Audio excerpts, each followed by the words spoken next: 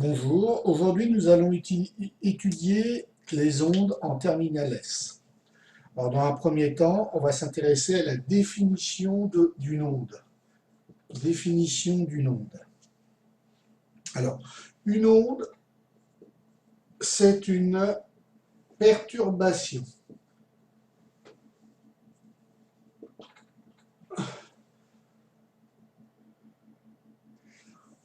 d'un milieu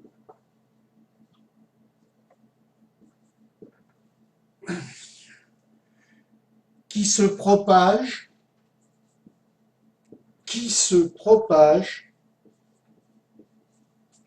sans déplacement de matière.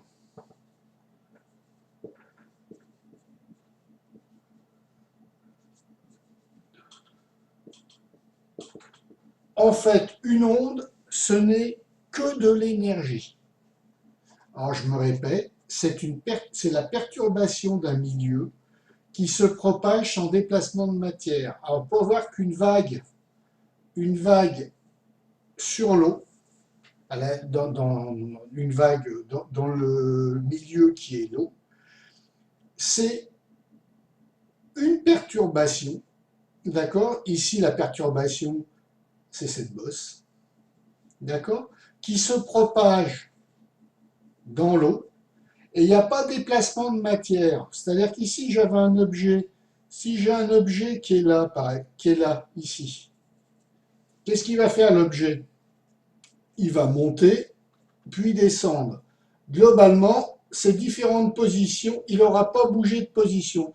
Il va monter progressivement, d'accord? Au fur et à mesure, il va monter, la vague va être là. Après, la vague va avancer, elle va être là, l'objet va être là, d'accord? Après, la vague va avancer, elle se retrouvera à la même position. Donc globalement, l'objet n'a pas bougé de place, il n'a ni avancé ni reculé. Il a simplement monté et descendu. D'accord? C'est pour ça qu'on dit qu'il n'y a pas de déplacement de matière. Donc ça, c'est la définition d'une onde. Après, ce qu'on a, on peut différencier deux types d'ondes. Les ondes qu'on appellera mécaniques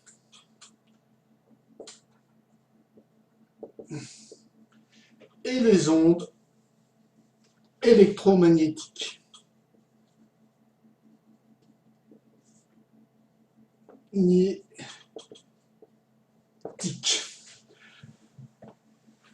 Alors, exemple d'onde mécanique, le son. Le son est une onde mécanique. Alors, les ondes mécaniques ont besoin d'un milieu, euh, d'un milieu matériel.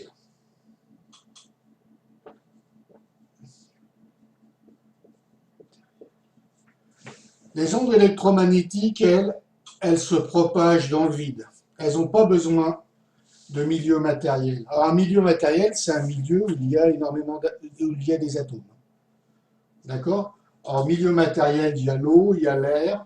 Dans le vide, ben, les ondes mécaniques ne peuvent pas se propager parce qu'il n'y a pas d'atomes. D'accord? Donc elles ont besoin d'atomes pour se diffuser dans le milieu. D'accord? Alors, un exemple, il y a le son. Le son dans le vide ne se propage pas, on n'entend rien. Il y a la vague.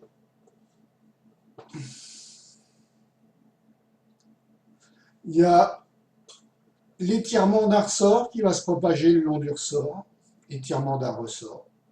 Tout ça, lui, il a besoin du ressort, d'accord, de la matière du ressort. La vague, elle a besoin de l'eau. Et le son a besoin d'un milieu pour le transporter.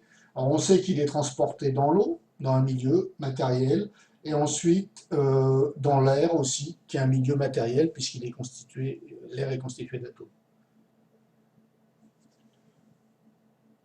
Les ondes électromagnétiques, il y a la lumière visible, qui va de 400 nanomètres à 800 nanomètres.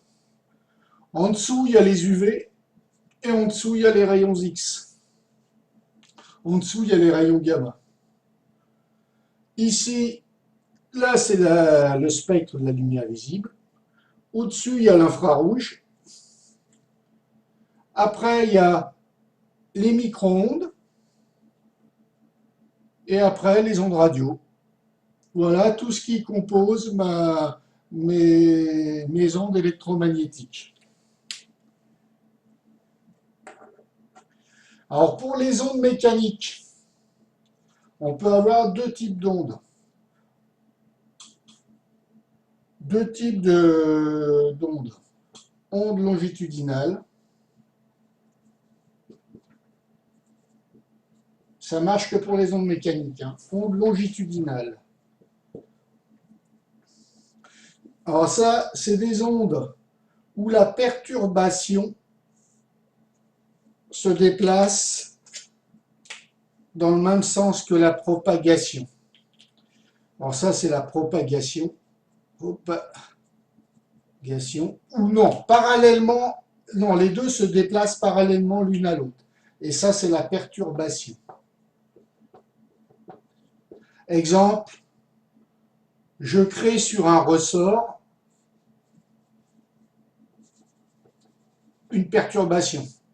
Ici, la perturbation, elle est comme ça. J'ai serré mon ressort, comprimé mon ressort.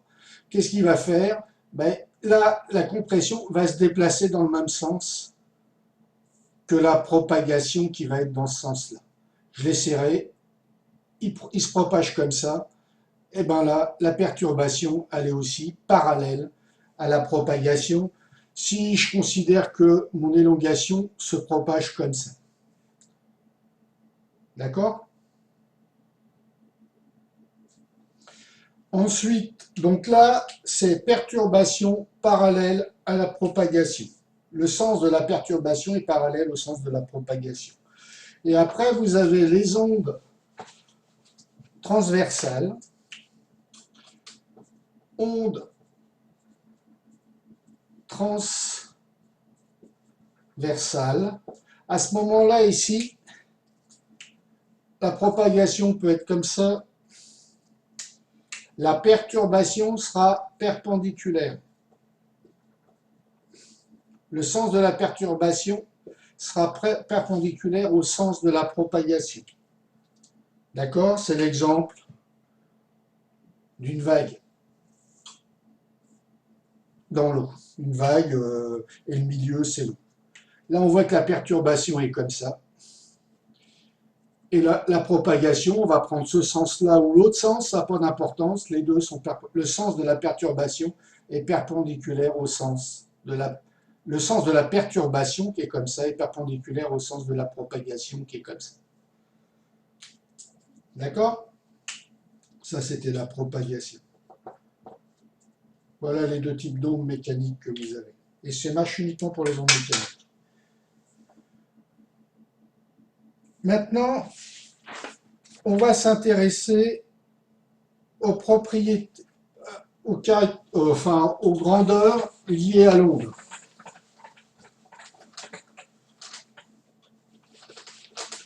Alors, chaque type d'onde va être lié, on va regarder, enfin, on va noter comme grandeur liée à l'onde, c'est la célérité. La célérité, c'est la vitesse, synonyme vitesse. Mais on ne parle pas de vitesse pour une onde, on parle de célérité. Sa vitesse va être égale à la distance que parcourt l'onde pour un temps donné. Et le temps donné, c'est delta t. Donc c'est la distance qu'a parcouru l'onde pour un temps donné. Alors delta t, ça, c'est égal à t final moins t initial. Le temps du départ moins le temps final. T final moins temps initial. D'accord? Exemple, j'ai une chauve-souris.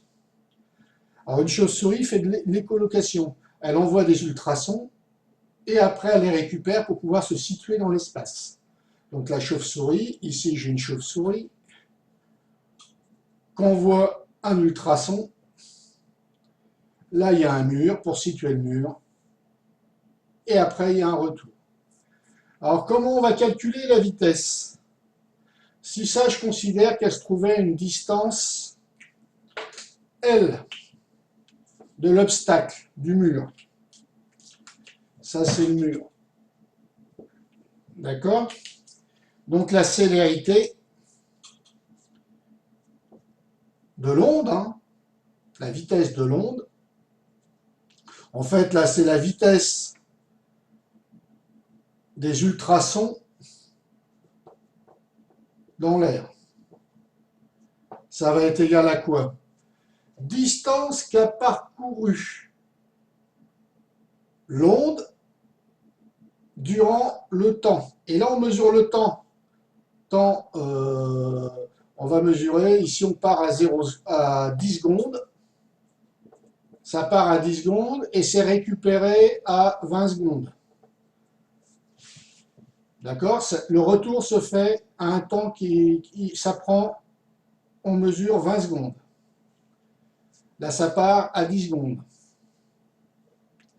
Eh bien, ma distance de parcours, ça va être, alors le temps, ça va être 20 secondes moins 10 secondes. Temps final moins temps initial. Et la distance de parcours, vous ferez bien attention, le parcours il part de là à 10 secondes. Mon onde a parcours cette longueur-là, puis cette longueur-là. Donc elle fait 2 L. Je vais le mettre en rouge. Donc vous ferez bien attention qu'une onde, au parcours de l'onde, et bien suivre l'onde à partir de son départ et voir quel chemin fait à partir de son départ. Là, elle est partie de là, elle a fait ça, puis ça. Donc le chemin total, la distance totale, c'était l'aller-retour 2L. D'accord? Et le temps, c'est le temps initialement mesuré. Alors ça peut être à la montre 10 secondes. Et là, temps final 20 secondes. D'accord? Voilà comment on mesure la célérité. Après, une autre caractéristique, c'est le retard d'une onde. Alors, je vais prendre un exemple.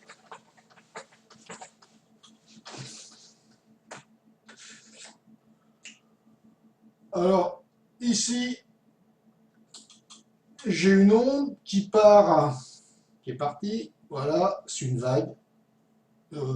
Par exemple, je me place dans un aquarium et je tapote la surface de l'eau avec mon doigt. Alors, celle-ci, elle est partie à l'instant T2. Celle-ci, elle est partie à l'instant T1. Et elle est là. Et puis, elles vont arriver toutes les deux au bord de l'aquarium. Ça, c'est le bord. Pour mesurer le retard, ici, je vais avoir la bordure, ça sera ici la fin. D'accord? Pour mesurer le retard, c'est T2 moins T1. T1, c'est celle qui a été envoyée en premier. T2, c'est celle qui a été envoyée après. D'accord? Donc, le retard, je vais l'appeler T2 moins T1. Alors, la vitesse, là, le milieu, c'est l'eau. Je prends comme liquide l'eau. D'accord? Donc, la vitesse, la célérité dans l'eau d'une onde, elle est déterminée une fois pour toutes. C'est toujours la même. D'accord? Donc, célérité de l'eau va être égale à distance de parcours sur T2 moins T1. Mais ça, la distance de parcours entre les deux ondes, c'est ça. Ça, avec leur bord ici. Ça, c'est ma distance qu'a parcouru l'onde pendant la durée T2 moins T1. D'accord? Donc, c'est égal à distance sur taux, mon retard. D'accord? Donc, vitesse, célérité dans l'eau est égale à distance qu'a parcouru mon onde durant le retard. La distance qu'a parcouru mon onde durant le retard, c'est uniquement celle-là, hein, D sur taux. Donc, taux égale quoi? Taux va être égal à distance sur célérité dans l'eau. Vitesse de propagation dans l'eau. Célérité dans l'eau. D'accord? La distance, c'est en mètres. La célérité, c'est en mètres seconde moins 1. Taux, c'est le retard en secondes. Voilà comment on calcule le retard d'une onde par rapport à une autre. Distance entre les deux divisé par le temps qui les sépare. Distance, le temps entre les deux. Le temps entre les deux, c'est T2 moins T1 qui correspond au retard. Donc le temps mis pour une distance qui sépare les deux ondes. Voilà ce que c'était que le retard. Maintenant, pour finir cette première partie sur les ondes, car votre chapitre sur les ondes en terminale S est assez dense. Il est conséquent. On va s'intéresser aux ondes progressives périodiques. Ondes progressives périodiques. Alors, est-ce que la vague sur l'eau est une onde progressive périodique? Non, car au fur et à mesure, elle va s'atténuer, le signal va diminuer. D'accord? La perturbation va diminuer, ici au fur et à mesure, elle va baisser, donc c'est pas périodique. N'oubliez pas qu'une période, il faudrait que l'onde se maintienne à la même valeur continuellement si elle était périodique. D'accord? Alors, on va s'intéresser à un signal périodique pris au hasard. Hop, on va s'intéresser à celui-là.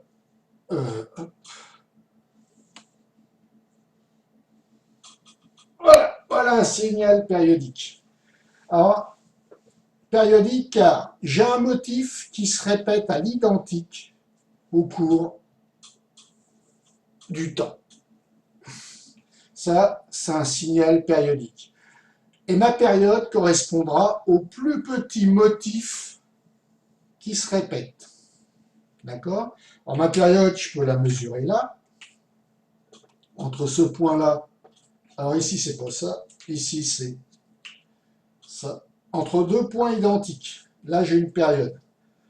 Si mon espace, si ce que je mesure, c'est une unité de temps, c'est temporel, ce que je vais mesurer, la période, ça va être grand T.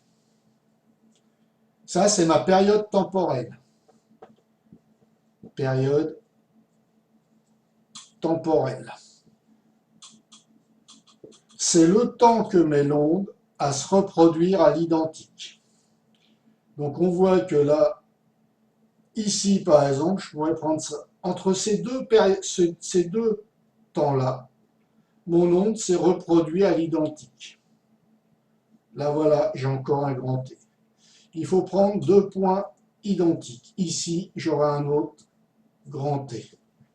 Donc le temps que met l'onde à se reproduire à l'identique. Vous pouvez avoir aussi une période pour les ondes progressives périodiques, vous avez une période spatiale. Alors spatiale, c'est l'espace. Alors spatiale, c'est une onde qui se reproduit à l'identique lorsqu'elle parcourt une certaine longueur. Et là, ce que j'ai, c'est la distance. Donc, sur cette longueur-là, cette distance-là, mon onde s'est reproduite à l'identique. Ça, c'est la période spatiale qu'on appelle la longueur. Alors, période spatiale, c'est la longueur d'onde. Notez lambda. Mettons rouge. Longueur d'onde notée lambda. Alors, n'oubliez pas, c'est une distance. Son unité, ce sera des mètres. D'accord? Donc là, c'est pareil, c'est la distance que c'est la longueur, la distance que met l'onde à se reproduire à l'identique. Et bien ça sera lambda. Vous pourrez aussi mesurer lambda sur deux bosses aux mêmes endroits. Lambda. Vous pourriez mesurer lambda ici.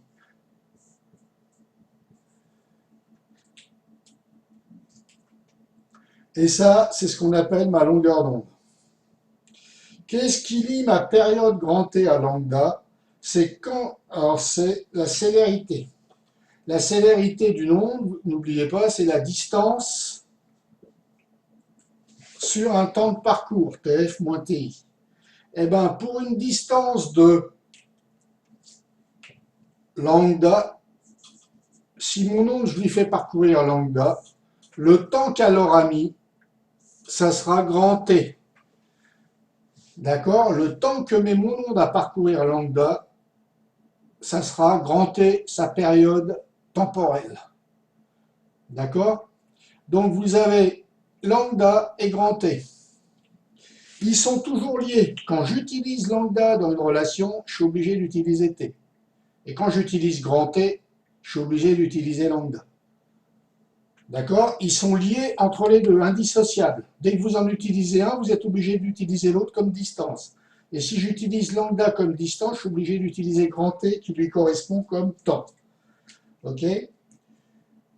Donc ça, c'est en secondes, ça, c'est en mètres, et ça, c'est en mètres secondes. D'accord? Une autre grandeur qui est liée à grand T, c'est la fréquence. Fréquence est égale à grand T. Alors la fréquence pour les ondes mécaniques est notée F, et la fréquence pour les ondes électromagnétiques est notée nu. Ok? Elle est aussi égale à 1 sur la période. D'accord? C'est 1 sur T, excusez-moi, j'ai fait 1 sur T. Ça correspond au nombre. Donc, vous avez F qui est égal à 1 sur T ou nu qui est égal à 1 sur T. Le symbole de fréquence change suivant suivant qu'on prenne une onde électromagnétique ou une onde mécanique. D'accord? Ça, c'est en secondes, ça, c'est en hertz. Et la fréquence, ça correspond au nombre de motifs qu'on a par seconde. D'accord? Nombre de motifs qu'on a par seconde. Ça s'appelle aussi des hertz. Nombre de motifs que l'on a par seconde. Je vous rappelle que le plus petit motif, c'est ce qui... Alors, le nombre de plus petits motifs, hein, le plus petit motif qu'on a par seconde. Et bien ici, si ça c'est une seconde, ma fréquence est 3 motifs par seconde, donc c'est 3 Hertz. Voilà, bon bah là on a fait une première approche de votre contenu du programme sur les ondes. Alors ce que je vous conseille, c'est de vous inscrire, enfin de vous abonner. Pour l'instant, c'est gratuit, mais ça ne sera pas toujours, alors profitez-en. Et puis, n'hésitez pas à diffuser, à partager cette chaîne, ces cours. Il y a aussi des cours de maths, ces cours, avec vos collègues, si ce cours vous a intéressé. Alors, il y aura une partie exercice qui va être développée sur les ondes. Bon voilà, bah, j'espère vous retrouver sur le prochain cours sur les ondes, la suite. Et ben, je vous dis à bientôt, j'espère, et puis travaillez bien. Bonne journée.